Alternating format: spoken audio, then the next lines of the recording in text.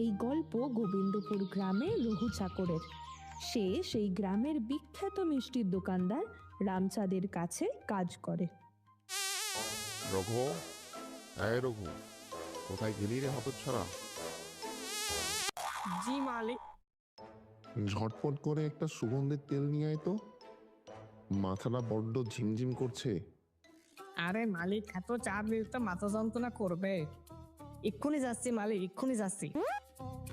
রঘুর বোকা বুদ্ধির ব্যাপারে গ্রামের কেউ অজ্ঞাত ছিল না বললেই চলে। তাকে এক বললে আর এক করে বসে। এবারে সে সুগন্ধি তেল বলতে বাজার থেকে এক বোতল কেরোসিন তেল নিয়ে আসে। রঘুর মাথায় কত বুদ্ধি, মালিককে আজকে দেখিয়ে দেবো। দাদা, এক বোতল কেরোসিন তেল দিন তো।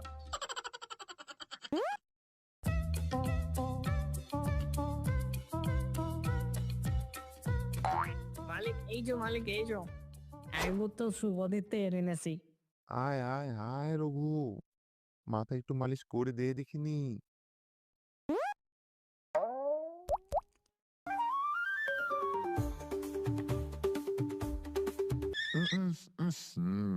তেলটা এমন বিকট বন্ধ কেন রে? মালিক, আপনি তো বলেছিলেন একটা সুগন্ধ তেল আনতে। আমাকে এত টাইম বোকা ভেবেছেন? একটা কেরোসিন তেল নিয়ে এসেছেন ঝাঁকাশ থেকে, একদম মাথায় মাখিয়ে তেল একদম সেরে আর। কি কি কি কেরোসিন তেল? বেরো হতচ্ছাড়া, বেরো এখান থেকে। তুই আর কাল থেকে এখানে কাজ করতে আসবি না। বাবু, এমনটা করবেন না বাবু। বাবু, আপনি তাইরে দিলে যে আমি না খেতে পারে মরে যাবো বাবু। এমনটা করবেন না বাবু। সে আমি কি জানি, তুই আর কোনোদিন এই মুখ হবি না। সেই শুনে রঘু চোখের জল ফেলতে ফেলতে দোকান থেকে বেরিয়ে যায়। রঘু গ্রামের দোকানে দোকানে কাজের জন্যে ভিক্ষা চায়, কিন্তু কেউ তার বোকা বুদ্ধির জন্যে কাজ দিতে রাজি হয় না।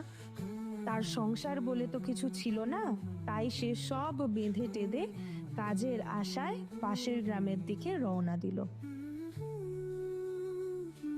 বেশ কিছুটা পথ যাওয়ার পর সে পৌঁছালো মোহনলালের ছোট্ট একটা কাপড়ের দোকানে।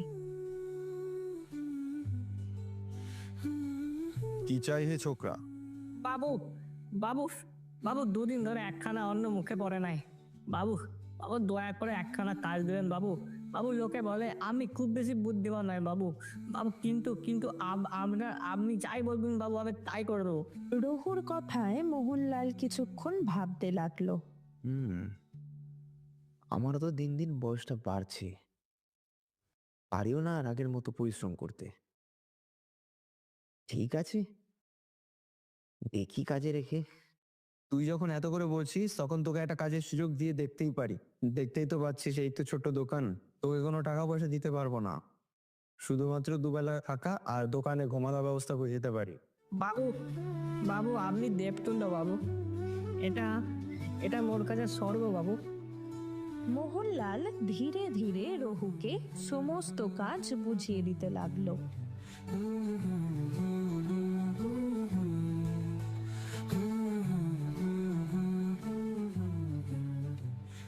গিন্নি, ও গিন্নি, কোথায় গেলে গো? কি হলোটা কি?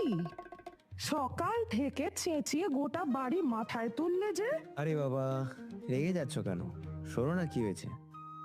আজকে দোকানে নতুন একটা ছেলে রেখেছি, সে পাশের গ্রাম থেকে এসছে। ছেলেটাকে দেখে বড্ড মায়া লেগে গেল গো। চেনো না জানো না, তোমার মায়া হলো অমনি রেখে দিলে দোকানে? তোমার এই দয়ার কথায় কান দিয়ে আমার লাভ নেই, আমি আমার কাজে যাই। দূর, গিন্নি শুধুতেই রেগে যায়। এইভাবে দিনে দিনে রঘু দোকানের সব কাজ শিখে যায়। কিন্তু হঠাৎ একদিন মোহনলালের খুব শরীর খারাপ হয়। গিন্নি, ও গিন্নি, রঘুকে একবার ডেকে পাঠাতে বলো তো। এই তো বাবু, খবরটা শুনে শুইতে চলে এলাম বাবু।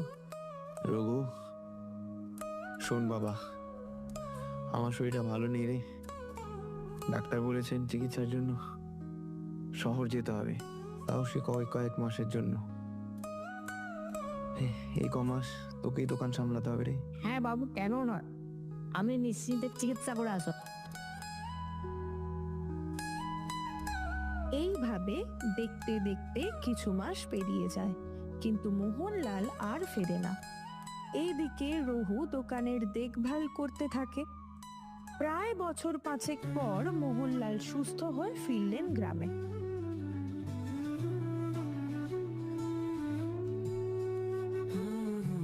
আহা, কত বছর পর গ্রামে এলাম, কি শান্তি, সেই মাটির সুবাস, মনটা পুরো জুড়িয়ে গেল। আরে আরে, আমার দোকান কোথায়? এত ভিড়, এত ভিড়ের জন্য কিছু দেখতেও পাচ্ছি না। তাহলে তাহলে গিন্নি কি ঠিক কথা বলেছিল? রঘু সব নিয়ে পালিয়ে গেছে? আরে ওই তো, ওই তো এক ভদ্রলোককে দেখতে পাচ্ছি, যাই ওনাকেই জিজ্ঞাসা করি। আচ্ছা ভাই, এখানে যে দোকানটা ছিল? আপনি সেই মোহনলাল দাস না? হ্যাঁ হ্যাঁ, আমি মোহনলাল দাস। ও, আপনি বোধহয় রঘুর কথা বলছেন। সে এতদিন কঠোর পরিশ্রম করে আপনার দোকানকে এই বিশাল ব্যবসায় গিয়ে দাঁড় করিয়েছে। সব কিছু শুনে মোহনলাল হন্ততন্ত হয়ে দোকানের ভেতরে যায়। দেখে রঘু মালিকের আসন বেশ জাঁকিয়ে বসে আছে। রঘু, রঘু তুই? বাবু, বাবু আপনি ফিরেছেন? হ্যাঁ বাবা রঘু, আর এই দোকান কার? এই দোকান আপনারই বাবু। এত কিছু করলে কি করে রঘু? আপনি তো আমাকে দোকানে দেখাশোনা করতে বলেছিলেন বাবু, আমি সেটাই করেছি। আমি মুনাফার টাকা কাজে লাগিয়ে ব্যবসা বাড়িয়েছি। আপনি একমাত্র মানুষ যে আমাকে জীবনে এতটা বিশ্বাস করেছে, আর আমি সেই বিশ্বাস রাখবো না? সব তো আপনারই দেওয়া বাবু। রঘু, তুই অনেক বড় মনের মানুষ রে বাবা, তুই অনেক বড় হ। আজ থেকে এই দোকান তোর, এই সব কিছু তোর। তুই অনেক ভালো থাক বাবা। এরই মধ্যে সেই রামচাঁদ আসে মোহনলালের দোকানে, যে একসময় রঘুকে নিজের দোকান থেকে তাড়িয়ে দিয়েছিল।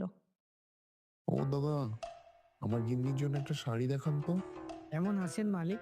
চেনা চেনা লাগছে। কি বলো তো তুমি?